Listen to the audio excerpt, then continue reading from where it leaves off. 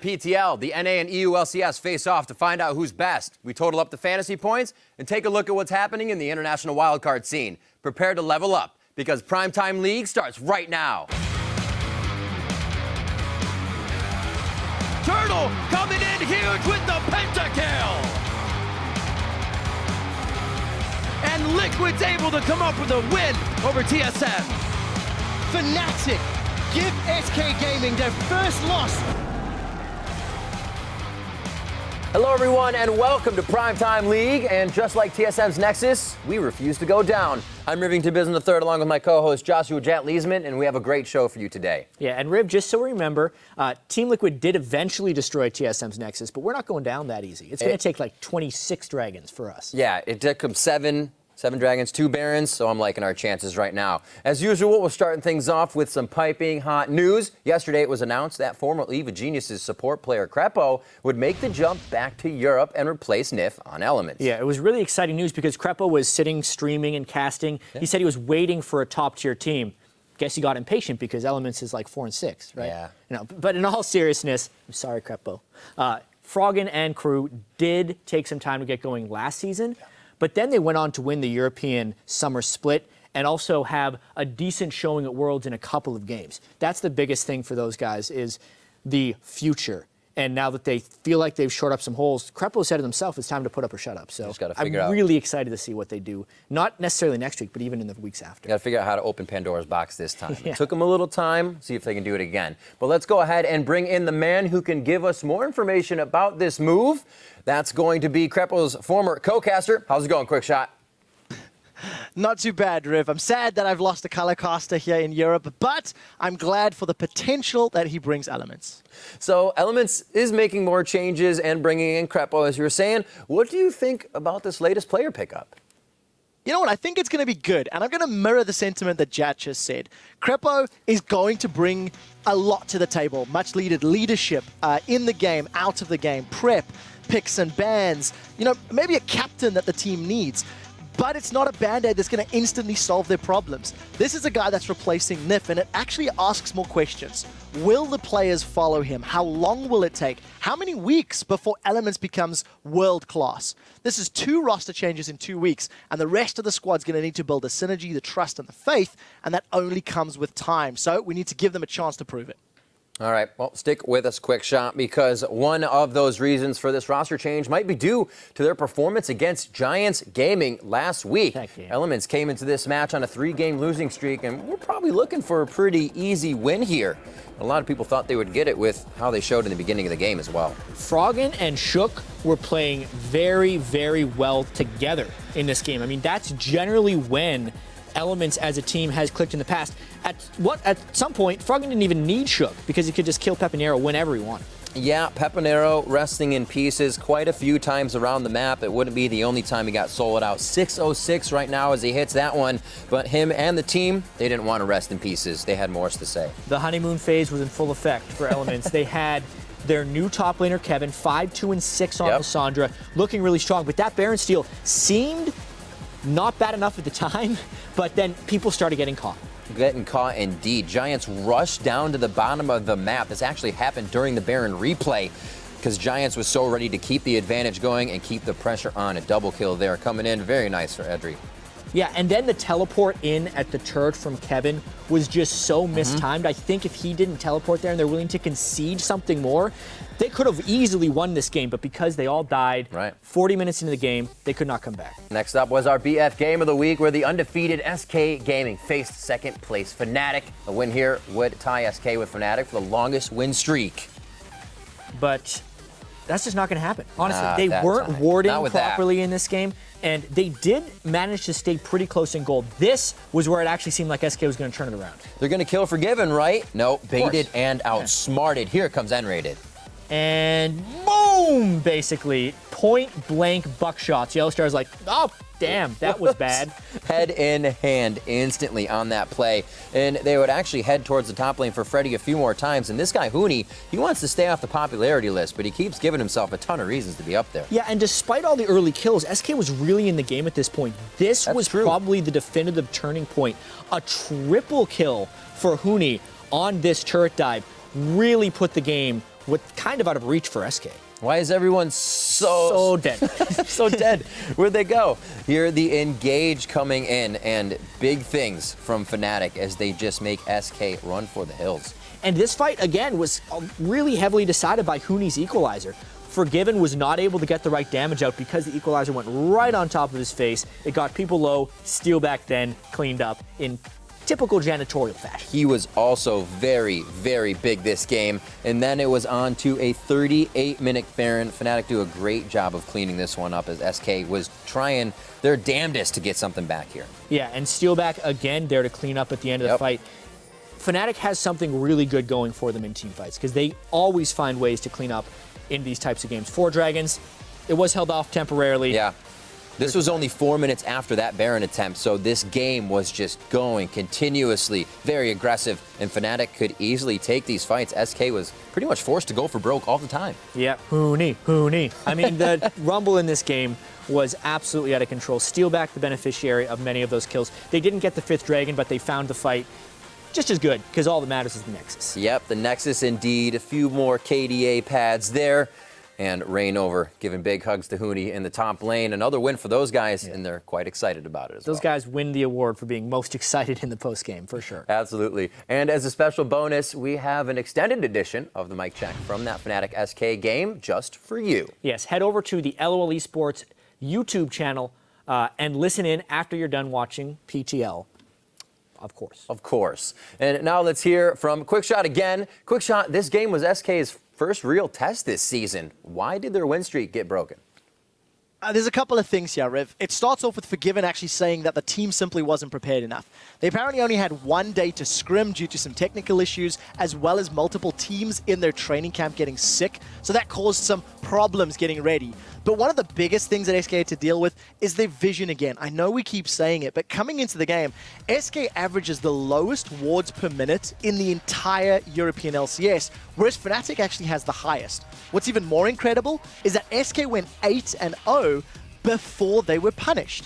In the actual game, SK placed 99 wards, Fnatic had 168, and it was that difference in vision that allowed Rainover to completely dictate the laning phase to get Fnatic the lead, and it was that lead that allowed them to maintain control.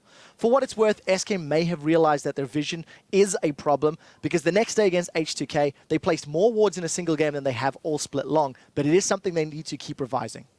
All right, and it wasn't only Rainover that went huge QuickShot. Steelback actually had another great performance for the team. Yeah, but only in the mid to late game, Riv, because Steelback continues to demonstrate that he is incredibly weak in his early game. If you compare across the entire split his laning phase, Steelback is a lot more like the mild and weak Bruce Banner. His average CS difference at 10 minutes is the worst for an 80 carry across all European ADCs, and at 20 minutes, he's the 3rd worst. But in the game, in the late game, he just transforms into the Hulk. He destroys everything in his path. He's tied for the 2nd most kills in the entire European League.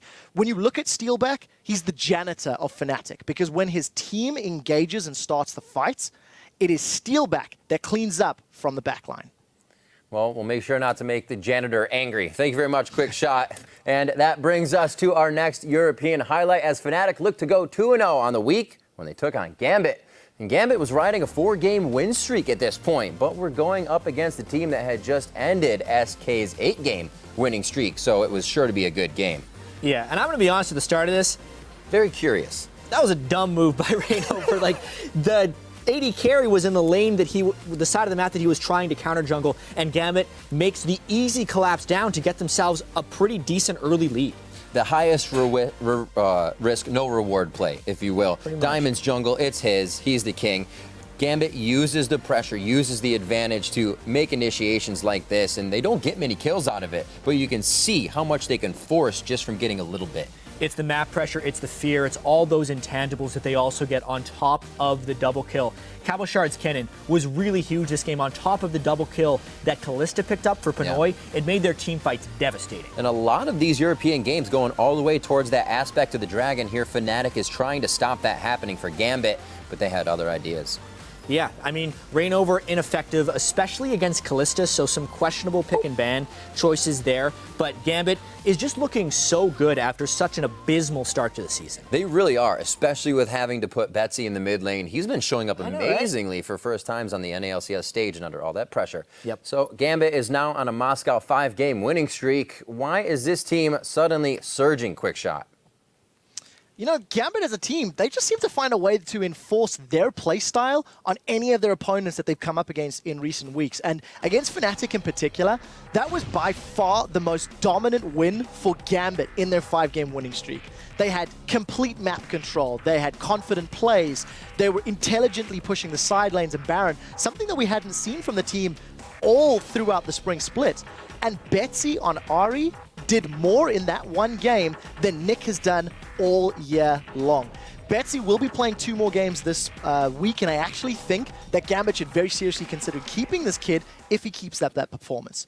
Gambit, as a team, they're just growing. It's an upward trend that I do hope continues. There are playoff spots on the line. In the spring split, there's the IEM World Championships coming up, and Gambit, we know how hungry they get when there's those big trophies and titles to play for.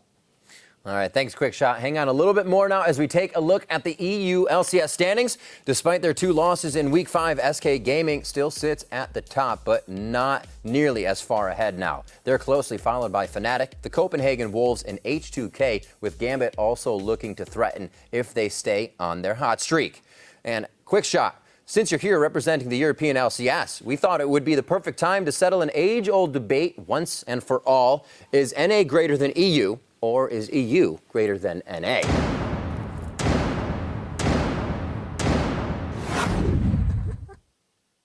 All right, and now it is time for the battle of the century as both sides of the Atlantic put everything on the line in order to determine who is truly greater than. Once and for all. Championing the European LCS's cause is none other than Trevor QuickShot Henry, while North America will pin their hopes on David Phreak Turley. You ready, boys? Absolutely. Ready. Sounds good. First up, which region has the strongest team? This would be a squad that could actually advance beyond the quarterfinals at MSI. QuickShot, you have the honors. Well, Rivington, the European region is so strong at the moment, we don't just have a best team. We've got 2 best teams. Right now, they are SK Gaming and Fnatic. SK simply needs to fix the very trivial problem of placing more wards, and they will be a real threat on the international scene. For Fnatic, they just need a couple more weeks to settle in, adapt to some more play styles.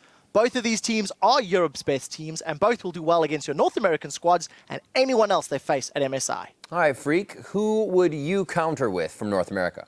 Well, of course, North America being the better region, we've actually got 3 great teams that would do well at MSI or other tournaments. That's Team Solo Mid, Counterlogic Gaming, and Cloud9. We just do it bigger in America. All right, guys, let's take things down from the team level to the players and find out who is the best player in the LCS. QuickShot? Well, you're talking LCS. My player is the best beyond doubt. It is Forgiven. He is beyond a doubt, the best statistical player the LCS has ever seen. He's got a CSing ability that is beyond reach. He is always a threat. It doesn't matter which champion he's on, which game he's in, or which opponent he's playing. We just saw the highlight a few moments ago. Forgiven is a monster. By far. All right, so Phreak, which player can hold their own against Forgiven on the NA side? Well, it's funny that you mentioned that he's always good at killing minions who don't defend themselves. See, I'm going to mention a player who's actually good at killing other players in game. Bjergsen here is an absolute beast of a mid laner. He solo kills people in lane almost every single game. He's an absolute god. And now, QuickShot, before you say, oh, but he's Danish, he's one of ours. No, he chose to come to America. He'd rather play with us because we're awesome and better, so we're claiming him. All right, gentlemen and Phreak, let's move on. Which region has the best coach in the LCS? QuickShot?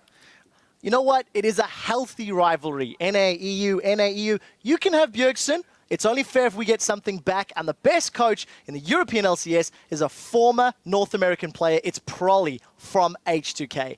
This is a guy that has shown that he's taken a team that was a questionable challenger squad into a very real playoff contender. Mid-season roster swap, competent picks and bans, strong lanes, strong calls in game. All of it helmed by Prolly. He's beyond a doubt the best coach in the LCS. All right, so Phreak, is there a coach in NA that you can compare to Europe's Prolly? Absolutely, I can. But first, I want to say that every North American who comes over to Europe has so far excelled, proving how awesome we are. Probably, by the way, we're claiming Crepo as well. He counts as American now. But I'm going to say Peter Zhang, the coach of Team Liquid. He took LMQ to Worlds last year from a brand new squad. They went Challenger into LCS into Worlds. He's going to make Liquid do a similar thing where they are forever fourth. Not going to happen this time. I have high hopes for Liquid here with Peter Zhang at the helm. It's going to be a great team. And finally, guys, because this is so close, we have a bonus question. In North America, we use United States customary units. Well, in Europe and the rest of the world, the metric system is the standard. Which is better? QuickShot. Riv, there's no question. The metric system was carefully designed by scientists and mathematicians to be a transnational means of measuring using logical base units. And as you've already said, Riv, it is now the official system of measurement in nearly every sensible country in the world. I see. And Phreak? Well, of course the metric system is better. We had to give you 1 point, make it even a close fight, so congratulations, 1-5. Well, I'll I take can't argue with that, but you guys can definitely argue with it. Head over to Twitter and send hashtag NAWin or hashtag EUWin to @LOLesports and help settle this debate once and for all, or at least until the midseason invitational. Now, while you're busy spamming who's greater than on your keyboards, Phreak is standing by to take us further into the Twitter sphere. Thank you, Riv. And of course, the circumference of this sphere is measured in bytes, a term invented in America. Last week, we asked you to predict which LCS player will get the highest CS in a single game this week, and what will his final score be? The answer was Cop, an American, with CS of 511. This time, 3 of you managed to nail it and win yourselves some sweet Lunar Rebel skins. So nice work, guys. Sadly, none of you got within 5 of Cop's final score, so that means none of you will be going into the Hall of Fame this week.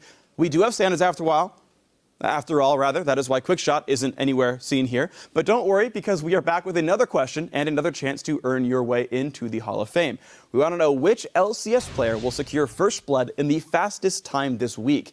And if you want to have your name changed or life changed forever and have your name in the Hall of Fame, correctly predict who their victim will be in that first blood. The time is not needed, just the killer and the victim. So tweet your answers to @LOLesports along with the hashtag PTL. And remember, no tweeting after the fact or as it happens, because we will be watching you. So guys, with visions of first bloods dancing in your heads, your ears shouldn't be all that busy, so we're putting them to work. Let's listen in behind the scenes as the pro players raise their voices in cacophony of calls. It's time for Nice Check. You have a fan star, Joey. I have 3 fans. I actually signed the banner. Yeah. Oh my god, you're so cool. I'm famous. And now the perfect moment would be to sing Eye of a Tiger and get into the mood. Okay, Can we guys. please? 1, 2, 1, 2, 3. It's the Eye of the Tiger. We need to. Where's our synergy, guys? You guys suck. 3, 2, 1. Rocket! That was good. Look, Annie, No.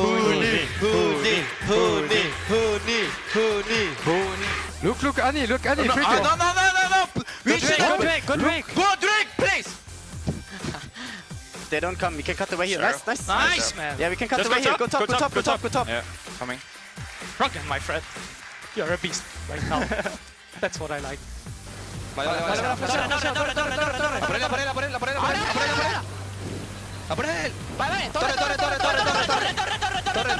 Terminamos,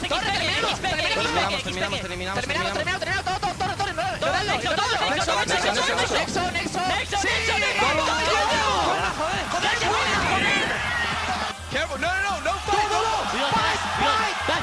I'm up there. Back. Stop their back. 3 seconds. TV to this. Yeah. Stop them. Yeah. Vete, please. All right. And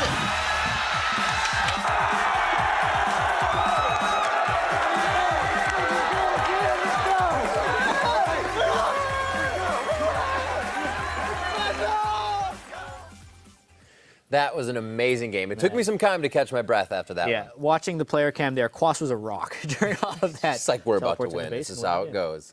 All right, let's check in and head over to North America. Take a closer look at that game between Liquid and Team Solo Mid. It was without a doubt one of the most insane matches we have ever seen. and it only took about 12.5 minutes to really get in on this one. Yeah, I mean, the start of the game was Team Liquid getting themselves in position to take 7 dragons. They had a pretty big lead at certain points in this game, and it's because of nice teleport plays like this. Yeah, really nicely done. 4-man to the bottom. A sweet little TP. Dominate and Quas had set that up with a ward behind the turret well beforehand. And Dominate and Keith with the plays throughout the game. This one with the flash smite steal to clean up TSM. Yeah, and then after he flashed smite stole, he was perfectly in range to just gobble up Wild Turtle. I mean, that was a desperation Baron gone wrong. You'd think it would be the end of the game right away. You would think it would be the end of the game, but Turtle had other plans. He put on the shell, and he goes hard for the first Penta in the NALCS for the spring split. Yeah, on the doorstep of defeat as well. Wild Bye-bye. Turtle was crazy for fantasy owners mainly because he couldn't bring TSM all the way back. Amazing defense. This game felt like it was over on 5 or 6 different occasions and then kept going. It was ridiculous. Turtle went on to get another quadra kill after that Penta, but Team Liquid was too strong. A great engage by Phoenix as TSM went for another Baron, and Liquid went for the base. Honestly, really good patience by Team Liquid. They got the kill on a Bjergsen with Phoenix, but then didn't commit even though Lissandra was in there. It bought them time. They knew they had exposed Nexus turrets. It was 53 minutes in after all. Quas and Dominic take the game. It was a heart-pounding matchup. We had a few games that were backdoors into the base with teleports and void rushes, but they definitely deliver, and the fans were happy about those ones too. Yeah, and Keith was pretty happy too. That team is now 3-1 with Keith as an AD carry, plus that win over TSM. It's true. We'll see what they can do with them this week again as well. And to talk about one of the huge fights from that game, let's send it over to Kobe and a fully operational Telestrator. Thank you, Riv. Yes, fully operational and off of probation, so I do get to draw on it this time around. Now, the reason I want to take a look at one of these fights in the Team Liquid TSM game is because it's such a good example of the difference between hard engage and counter engage. Plus, this is a good example of what good preparation will do for your team. As you can see, Team Liquid have already set up superb vision control all over the map and gotten into position at the dragon before it spawns. This allows them to create a situation where no matter what TSM choose to do, it's an advantageous situation for Team Liquid.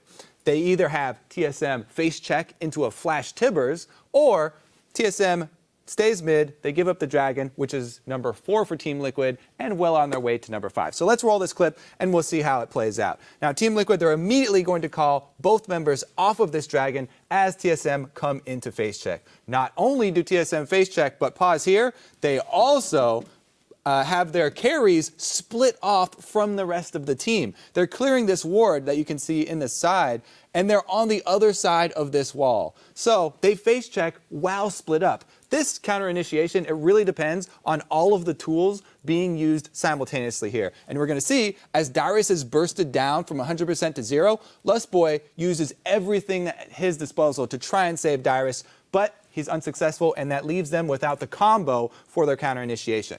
Now, we'll continue rolling the clip, and we'll see that Santorin also jumps back in. So this means that he has to flash out, and the entire front line is going to be gone for TSM. At this point, they're just trying to kite and salvage something from the team fight. Remember, Lustboy has no more counter initiation. That was the Cassiopeia ultimate, and now Team Liquid focus Bjergsen. The good thing is that Turtle is firing shots while TSM focus Bjergsen. Now, we're going to pause it right here. So Turtle, he has earned himself 1 kill with his ultimate, and that's going to allow him to get excited.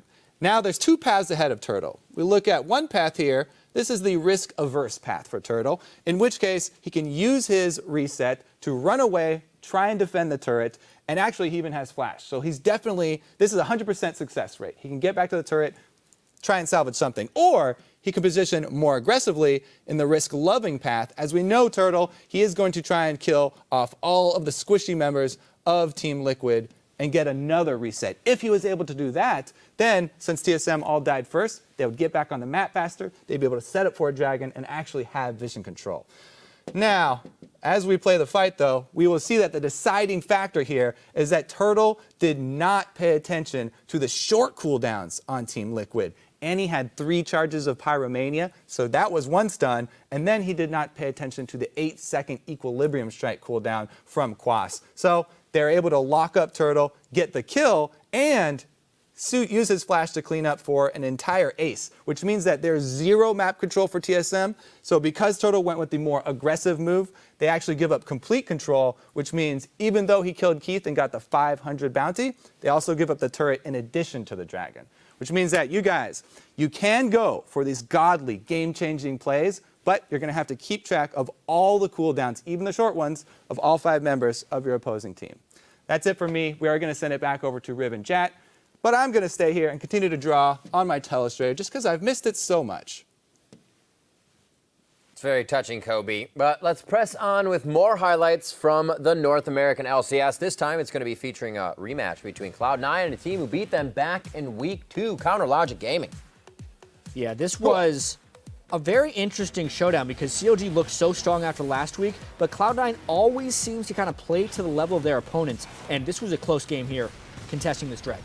Contesting it, but Zion Spartan seemed to be out of the communication on that one, and the layering of the ultimates was perfect here, like onions. Yeah, another thing to note in this game is the fact that Cloud9 had Rumble and Zed, competitively champions. They nearly never lose. They almost win with every single time. Every time. They never lose. Almost never lose. Almost never, but sometimes.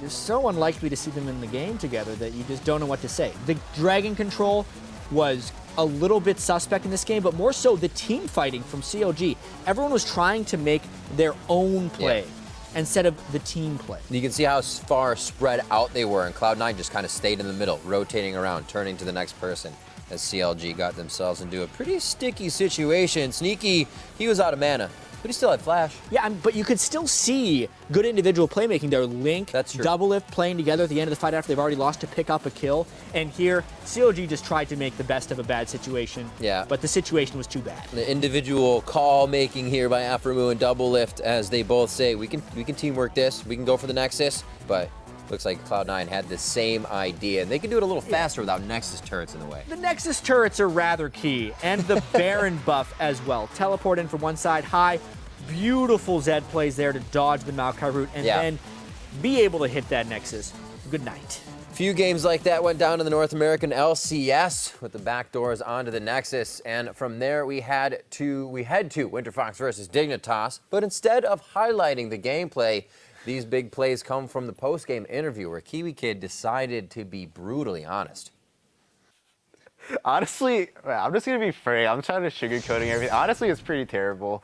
Like, man, there's just it's just everybody hates losing and we're not really dealing with it well. And there's like just 5 like hormonal like adolescents just like running around and we're all just like really kind of like reverse pumped because we're just losing. And man, like, I don't know if we know how to solve conflicts right. And there's language barrier that really sucks, but you know, we're like trying to go through it. And I mean, adversity builds character, I suppose, but no, it's definitely not been the brightest road I've been through. That's fair. Cloud9, coming into an environment like this, do you feel the same one, and do you feel like that environment can change? I didn't think it was that bad, but yeah, I think we don't have a coach, so when we have a difference in opinion, I'll be like, this is how you do it, and Kiwi will be like, this is how you do it. But then there's no person to like settle it. So then when this conflict comes up, we just don't know how to deal with it. Whew. Interesting things to hear from players of Dignitas, Team Dignitas. And coming into this week, we know that Cloudwin will be out as their jungler, and Zingy will be stepping in. That really shines a harsh light on Dignitas right now. You know, what the heck is going on with these guys? I mean, it definitely feels like they're kind of out of sorts. Crumbs, Cloud9, now Zingy. They're on their 3rd jungler, only 10 games in. The remarkable thing about all this, though, Riv, for Team Dignitas, they're 4-6. That is true. With all this stuff. I mean, one game goes differently there, and they'd be a 500 team. Like, even though they are tied for 8th place, which would put them in, like, the relegation zone, we know how close they could be to the playoffs. If this Zingy move works for Team Dignitas, there's a chance they could turn this stuff around. It is remarkable to me that with that type of team atmosphere and that many roster changes that the team is somehow winning games. I don't think they should have been with an atmosphere like that, but they have been. And that just speaks to something kind of working, even though clearly everything is Absolutely. We've heard Kiwi kids say before that they definitely didn't have much guidance. Crumbs was something they tried to get out of that, but even before with Crumbs, it's not something that they had. And with the Zingy being kind of an outspoken player, maybe he will deliver something like that. Yeah, I mean, Cloud9 mentioned they didn't have a coach, but then Kiwi Kid actually clarified in a Reddit thread afterwards that Malixia has been doing a lot for them, and they've had a lot of coaching candidates, but the team itself is very picky as far as coaches go. So it's clearly a work in progress for Team Dignitas. Well, it's the second half here, so some time to step up for them. Let's check out the North American standings now after Week 5. TSM remains in first place with CLG just 1 game back, and Cloud9 sitting in third. And just behind them is a 4-way tie for fourth, and even though Team 8 and Dignitas are tied for 8th, they are just 1 win off the playoff pace. And now it is time to check in on the Fantasy LCS teams. You can fine-tune your rosters and also find out what happened last week. I mean, last week was another week of European domination. They got the most fantasy points, surprising. North America had that one little week last week, 2 weeks ago, where they did fine. But this time it was Gambit and the Copenhagen Wolves who were in form. They actually owned 9 of the 10 top spots. Only Wild Turtle cracked the top 10 from anybody in North America. Looking at this, Freeze at 75 points. This guy's really been performing as an AD carry. Huge, huge week. And then the Gambit guys, because they play such high kill, aggressive games. Diamond with 69.3 points, huge total for a jungler. And honestly, Cavalshard at 68.6 as a top laner is another one of those things that just makes you know that they're team fighting a lot and winning. So if you had a Gambit player, you were happy. If you had one of these players, you were probably a little bit more sad. Nif had 10.8 points, not actually that far off of his average for the split of 12.6, which is a reason he's a big fantasy dud here, and he's also not going to be playing this week, unfortunately. Dyrus, 16.4 points, not a completely abysmal score, but compared to the 47 points he had in week 4, definitely puts him on the dud list. And then Kevin, it was supposed to be beautiful. It was supposed to be great, but he got 19.4 points, which is a lot of points considering the team went 0-2, but not enough to make you happy as a fantasy owner. We do have to sound some warning bells as well for the alerts, more roster changes. Crepo's in, Nif is out. If you have faith in elements, consider starting Crepo, but based off of Nif's fantasy season, the support role on that team have not been getting many fantasy points, and they do play SK Gaming in one of their matches, so beware. It is fun to start a player you know in Crepo, though. Also, Cloud9 is out. A Zingy is in for Dignitas. That's another dicey one. Dignitas is 4-6, so if you're in need of a jungler, you can start a Zingy for Team Dignitas and maybe get some points, but if you have someone else, I wouldn't recommend it. Also, fantasy sleepers, guys that I definitely would recommend starting unless you have a superstar in that role. Adewamne, he upped his point total 20 points a game last week. H2K is also stepping up. He's also only 6% started in fantasy leagues. Actually, 6% owned, 1.5% are starting him. So if you need a top laner, definitely Adewamne. Kasing is another guy who's actually third among supports last week. He got 45.7 points last week. Only 1.7% of fantasy players own him, and 0.2% are starting him. So he's not even the 1% of fantasy starters right now. He's above that, but you should start him. Betsy is still in, and after his performance last week of 58.2 points, just behind Soren of all the mid laners that he was performing against, definitely start that guy. Add him ASAP because almost nobody owns him. And I think that's going to do it here for Fantasy LCS. So let's check in with that hashtag FreakLose that we're always so happy to see. How are things going, Phreak? Well, Jed, as you mentioned, they're not going great. But before we get into that, guys, it's time to talk about the Primetime League's Fantasy League of Legends Legendary League.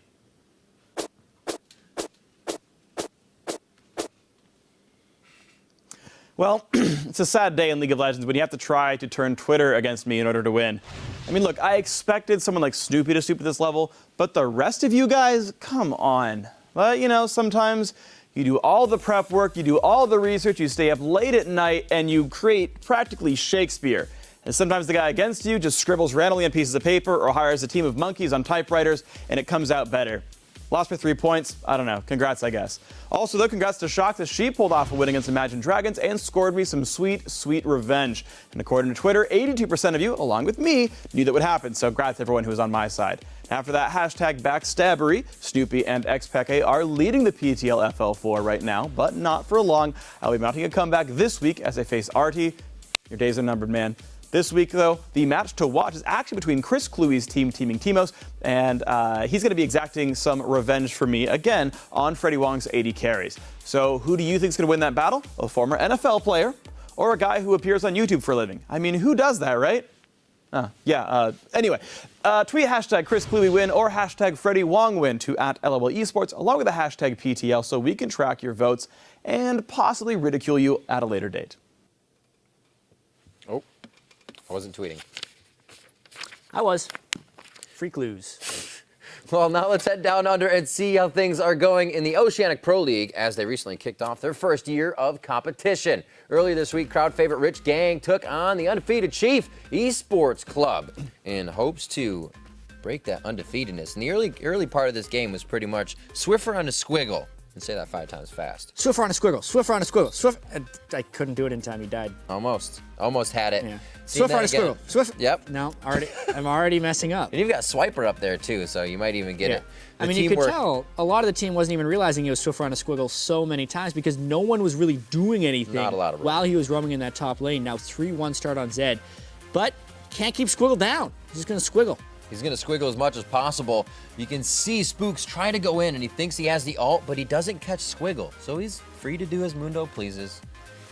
Really strange game this turned out to be. Chiefs looked like they would have been able to get control, but they just didn't find that team fight in the mid game, which really made the match sprawl. Sprawl out, and it took about just 20 minutes, and this flank coming in on the poke comp of Rich just absolutely decimates them. Yeah, well, you really just got to pay attention to Kalista. The Zed flanked around the back, and they shifted, just took a little bit too much damage, could not hop around.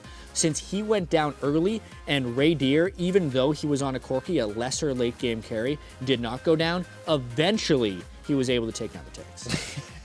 They got a tunnel on the Squiggle for just a little bit. He could squiggle, squaggle, zig, and zag, but they're eventually able to do it around 50 minutes. And the OPL's top team will be competing against 6 other regions this spring in the first ever international wildcard tournament. Yes, the aforementioned IWCI is the new event this year, bringing together the #1 team from each of the now 7 wildcard regions. The teams will compete in a tournament against each other, with one winning squad representing the region at the Mid-Season Invitational, which will take place this May in North America. So, because of that, keep your eyes peeled on the International Wildcard Invitational, which will be from April 24th to 26th in Istanbul, Turkey. That's right. And speaking of Turkey, let's jump into the Turkish Champions League. Last week, the top 2 teams faced off when second place HWA Gaming took on the first place and undefeated Besiktas Esports. Besiktas, and look at this Jarvan early on in the game, finding so many plays, finishing off Energy right there. He made it hard for Energy's Nidalee to get anywhere, and Theocles to do anything. Stomage was everywhere when needed to be there. Yeah, a very interesting start to this game with Stomage, yeah, how do you say it? Stomage. Yeah, Stomage doing some work on Jarvan, but also Theocles doing some work on Rek'Sai. Pretty powerful junglers in this game. And Besiktas tries to turn something here. Yeah, Thaldrin, it looked like he was out of place, but it was just a bait for the rest of the team to come flying in and Besiktas to get a few more kills on this one. It takes them a bit, but they assess the fight nicely. Yeah, even though the solo laners were not going very well, the fact that Kalista had Blade of the Ruin King and that Hurricane for this fight and was relatively untouched opened up a pretty big lead here. And 13 minutes later, HWA, one more Narvan combo. Can it work? Not, unfortunately, it does not. I mean, it's just too mobile. It's such a nice idea. We're going to gnar you into the Jarvan ultimate, but there's a lot you can do to play around that. There's a lot of black shields if they do catch that one person, especially solo lane Morg. You're not breaking that with Narvan unless LeBlanc also jumps in on that. Just no, you're not. But meanwhile, in the Brazilian Champions League, the game of the week was a best-of-2 between Cade Stars and Kaboom Black. Some familiar names here as we see Danagorn. He gets first blooded. Yeah, everybody remembers Kaboom from last year. Their club was split up into 2 parts, and it hasn't been going amazingly. Kaboom Black, the stronger of the 2. A few minutes later, this fight breaks out between the top laners to actually see who's the top dog. Looks like Skybart. Scott Bart. Takeshi was nothing for him. No. I mean, this split pushing Jax was Kaboom Black's really only hope trying to win this game. With that in mind, everyone decided to kill him. And the rest of the team couldn't create any pressure. He had his Wheaties this morning, taking everybody on a side-to-side rift journey there before he goes down. Bakid would push. They'd find what they needed in these engagements. That was very close. Emperor almost got blown up by LeBlanc, but he was able to get himself to safety, and that Lulu wall kept him safe for the entire time. Yeah, I mean, especially against such a split-push team composition, when you do have the Lulu wall to back up the really fed AD carry, it works wonders if you can group and push.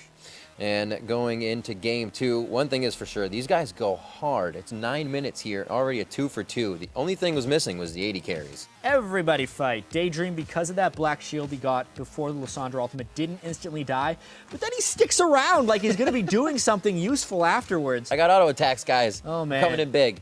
And then Fizz and Rumble come down from top lane. This was just an extended party.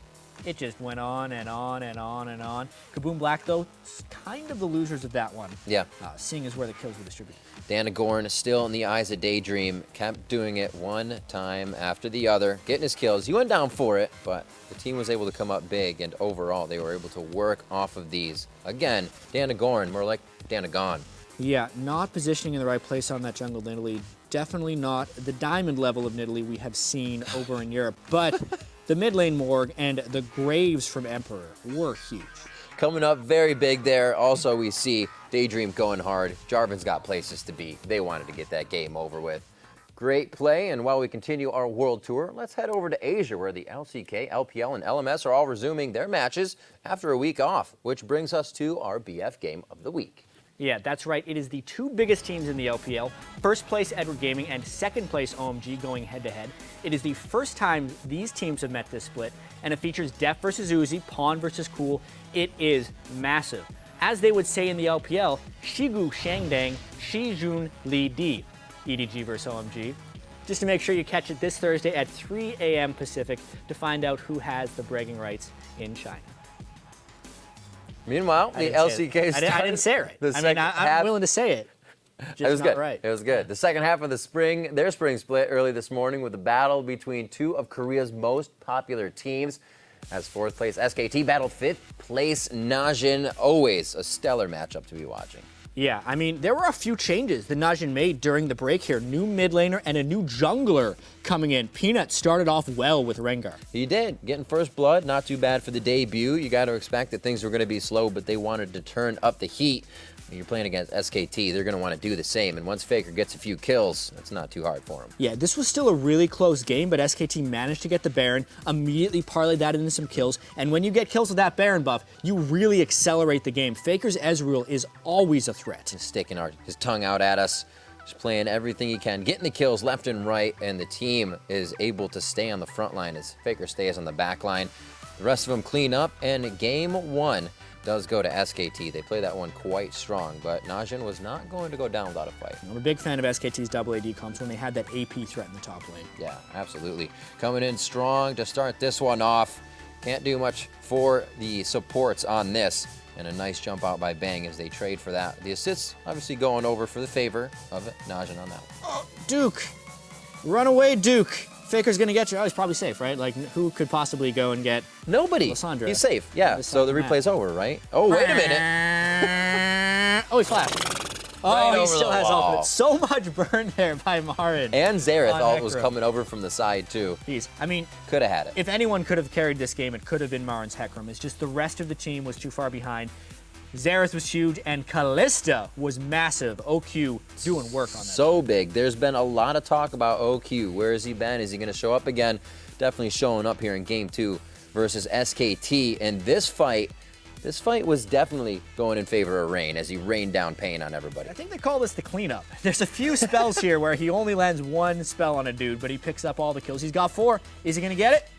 Oh! Nice pentakill. You usually don't see too many reactions out of players, but he enjoyed it. He was having a good game, and they were happy to get that over SKT. Something about making your debut in a professional league just makes you more likely to get a pentakill every once in a while. I guess so. We haven't seen too many in the NALCS. Last week was actually our first, so it's good to see him popping up all around in the rest of the regions. We're going to Game 3 now, and it was all about putting the Duke down. There was just an assassination letter out. Take down the Duke. Yeah, well, really good gank presence between Maokai and Jarvan, and then Faker came in to join on the party. That was a pretty big advantage. Yeah. And Najin never was really able to recover from that. Nothing to really keep OQ safe and allow him to free hit onto Kog'Maw. Look at this dive. Dive deep. Bang. Unreal. Doing what he can, blowing things up, getting out safely, face of the mountain. Support goes down, but he feels good about it. Yep, you can see SKT kind of back in control. A very competitive series, but this last game wasn't as competitive, very back and forth. SKT does a great job bouncing back from that game 2 slapping they took. Yeah, SKT is one of the teams that kind of size you up throughout the time that they play against you, and it's only going to get harder throughout that endeavor. Yeah, it's a strange thing. You know, these were middle-of-the-pack teams mostly coming in, 4-3 versus 3-4. But every time they play against each other, it's highly competitive. Great games to watch. I was going to say good games, but they're amazing. After one game into the second round robin, here are the LCK standings. The GE Tigers took to continue their undefeated run after finishing the first half with 7 series wins and no losses. But Sedantis remains right behind them heading into the second half, now closely followed by SKT after winning their series this morning. Now it's time for a mashup featuring the top 5 plays that made our jaws drop from around the world. Yeah, Or's Wild Turtle could almost call it twice. Thank you very much, Dyrus. The Penta. That's right. Coming in at number 5 is Tei's Pentakill from the League of Legends Japan League. ワンコンボダウン、さらにインテンション前に出てウルトゾーニャ全部切る形だ。裏ではエアロが仕事をした。さあダブルキル持っていっているが、エアロがここでダウンテイトリプルキル。ジョックにウルトでエンビーは囲んで逃げれない。そこにクアドラテイペンタ今日もペンタ。 At number 4, it was Frederick's Baron steal for the win against Elements. He's the one caught by the Dark Binding right now. Werlib is going to keep throwing the boomerang out. He goes Meganar, not hopped over the wall. Actually, Elements, they're peeling away for just a moment. Here comes Frederick. He stole it.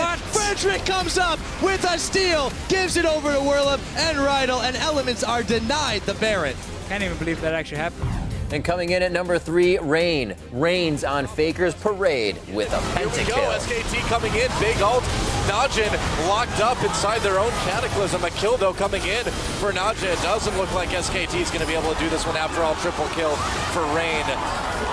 Quadra kill for Rain. Can he get a penta? I think he pentakill for Rain. At number 2, Wild Turtle's Penta got us excited in TSM's epic base defense. Almost Santorin wanted it, but he knew the damage would be too much. All there up on the front line by himself. They lock down Bjergsen. Does he have anything else to say with Cleanse in the fight? He goes back for the shots onto Quas, but he's too tanky to go down immediately. Bjergsen forced to flash out. Turtle coming up big on the other end of the fight. Deja vu from the previous match. Turtle and Trippa. Turtle coming in huge with the pentakill. And our number 1 play this week was I Will Dominate's amazing Flash If we're able to Baron finish this steal. off. Rek'Sai also used her ultimate. Rek'Sai is here. Not into. Oh, the steal from Dominate! The kill! The double kill from Dominate! Keith to be there as well! Rek'Sai ultimate, and she's able to get there just in time. Flashes up to the wall just to barely get max range. Woo! What a play. Woo! And you know when the top 2 plays are from the same game? It was a good one. It was a darn good game. And remember that when you see any mind-boggling moments from the games, send them to us at LOL Esports along with the hashtag the Penta. Well, that nearly closes the browser on another episode of Primetime League. Yeah, but it wouldn't be complete without one final punch in the NA greater than EU, greater than NA, greater than EU argument. Today's last hit.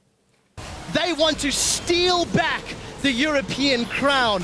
They want to take SK's reign over the European LCS away. And heavens to Betsy, he's going to back away from that fight. Oh, Diamond in a rough position as the Tremor Sense reveals. Trevor. I'm going to let you finish, but let's be real. Phreak is the best punster of all time. Of all time. You see, what you could have said there was, I hope he has a field of rabbits, because that was a 100-carat diamond right there. But of course, I had the benefit of hindsight for that line, so I do forgive you. The art of live puns is a very distinct one. Let me show you how it's done. Sorry, Riv Phreak is not here. Call me Earthquake today, because I'm after shocks. It just seems like Team Liquid never got off the ground, which I guess you might expect against a team like Gravity. Yeah, they're spoken pirate. R for all of them. Nope. Nope. That was. You're darn right. And your number. Really?